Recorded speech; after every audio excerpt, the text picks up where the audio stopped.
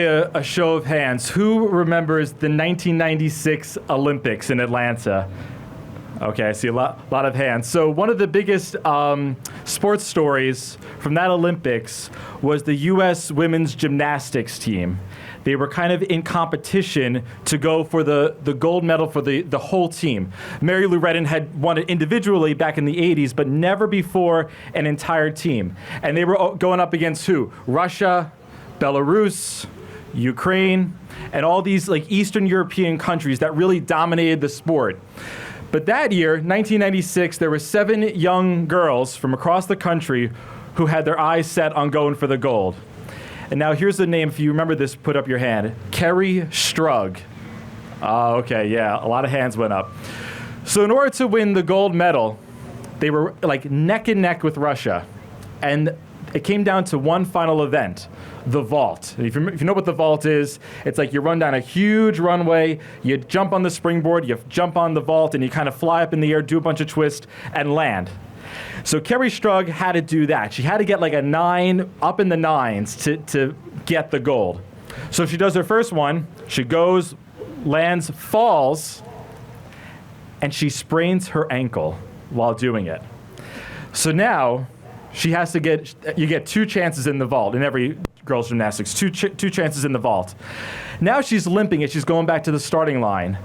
And now she has to do it again, but this time she has to do it even better than the first time. Now she has to get a 9.7. And if she doesn't get that, the U.S. does not get the gold. It goes to Russia. So Kerri gets she gets to the starting line, her ankle's hurt, and the camera like zooms into her face, and you just see her take a deep breath and her completely focus on her target. And she runs down the runway, jumps, flips, and she sticks the landing, and she sticks it on one foot. And because of her, for the first time in history, the U.S. women won the gold for the women's gymnastics. It was such a great moment in sports history, in U.S. sports history. If you haven't seen the clip, go home tonight, go home tomorrow, not at work, but go home tomorrow and look up the clip. It can give you like goosebumps. But that passion in her eyes, that determination, she knew what her mission was. She had to stick the landing. Didn't matter that she was hurt. Her team was counting on her. And she put away everything that was maybe hurting, everything out of her mind, and she accomplished it.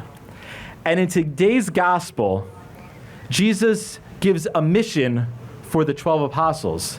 He gives them clear-cut instructions on what they have to do.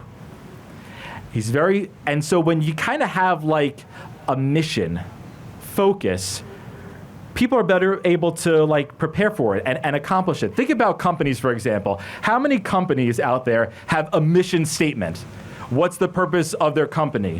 What's the purpose of their product? They know what they have to do. They know what they have to do to sell it. And so they kind of do that. They kind of target the audience for that. What about this? I know we're not in school, but any high schooler, any college student at the end of a semester who's up the day before the paper's due, 1 a.m. in the morning at their laptop, like trying to type feverishly to finish the paper. They kind of push away all the fluff and they're focusing all their attention on their one mission, to write the paper and not fail the course. They have determination in their eyes. What about the military? SEAL Team 6, remember them? What was their mission? Their mission was to get Osama bin Laden. Not to spread democracy across the Middle East. That wasn't their mission. Their one mission was to get Osama bin Laden. And they did it. And any sports team like that, they kind of have a purpose and a mission. And Jesus is telling his disciples today what their mission is. It's to go out and do the work of Christ. That's what they have to do. He says very explicitly. And so Mark is often like the shortest gospel writer. His point that Mark always makes, it's always hear the word and do it. Hear and do. Don't dwell on it too much. Don't think about it too much. Once when you hear the good news, now go out and do likewise. So we're very determined as a society to be like, we have certain goals. We're a very goal-oriented society, I think, for many of us, whether it's with our careers, our finances, whatever. But how much of a mission and a vision do we have as people of faith? With our faith lives, do we have that same determination to accomplish something? For us as Catholics, there's really one mission we have on this earth. There's a book called Canon Law. So canon law, it's like the whole rule book about sacraments, the Bible, living the faith life. But the last rule in canon law, they call it the supreme law. It says, the salvation of souls is the supreme law. That's the mission of the church. It's to save souls.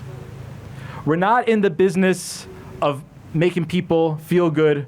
We're not in the business of appeasing everyone. We're not in the business of being nice to everyone. Now, with that said, kindness and kindness and niceness go a long way. Many of you are very kind people, very generous people, very nice people. But all that starts with our faith. We do that because that's what Christ wants us to do. But we know, whether it's at work or at home, people don't always like to listen to what we have to say. People are not always going to agree with what we have to say. But Jesus gives encouragement today, because 2,000 years ago, the apostles, the same thing happened to them. He says, you're going to go into some towns, some homes, and people are not going to like what you have to say. Don't get discouraged. Don't give up. Kick the dust off your feet and keep moving to the next town. Keep going to the next person. Because if we're doing that in our own individual way, yeah, the church's mission as a church universal, big church, that's our mission. But us as Catholics, we all share in that same mission. It just looks different for every single person. I was doing my morning runs over the past couple of weeks, and I see many of you have the beach mass signs in your yard. And what does it say on the mass sign? Looking for hope?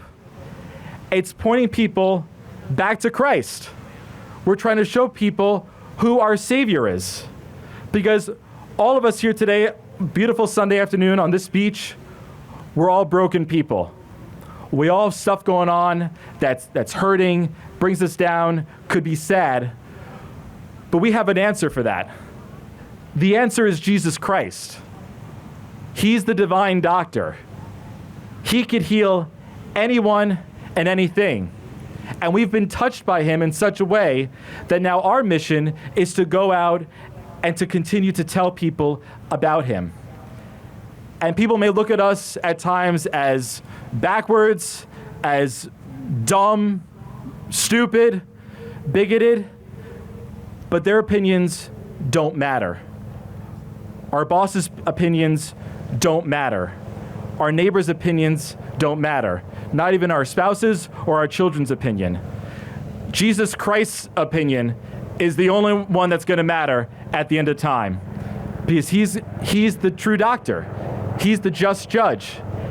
If we're doing what he says tonight in our best way possible, to go out and to tell people about the salvation of Christ. What does the second reading say? The gospel of salvation. If we're doing it the best that we can, that's what's going to please him. That's our mission in this life. I probably have said this before, and forgive me if I have. My favorite show out there is Friday Night Lights. Has anyone heard of Friday Night Lights, the football? Okay, good people over here who like the show. It's my favorite show. It's about a sports team, a football team in Texas, but the coach, he has a line. He always says this to the team: clear eyes, full hearts, can't lose. Well, for us as Catholics, that could also be our motto too. Clear eyes. What's our mission? Are we certain about what we're doing as Catholic, as Christian people? Do we have our eyes on the prize, or are we getting too distracted? Full hearts. Do we have a desire, a passion within us to tell people about Christ, to tell people about the good news, to tell people about salvation? Is it on fire? Is it burning within us? Or is it just kind of lukewarm and can't lose? This is our mission in life. This is what we have to do. But if we do that, we're not going to lose. We're going to win. Because Christ will be pleased with that. So this week, as we think about this gospel, 2,000 years ago, these 12 guys, Jesus called and says, this is what you're going to do. You're going to go out, preach the good news. Not everyone's going to like it. Most of the apostles were killed for the faith. But that's just it, for the faith. They didn't back down. They didn't compromise because it was Jesus who instructed them. And he instructs us to have that same dedication, drive, and determination to save souls.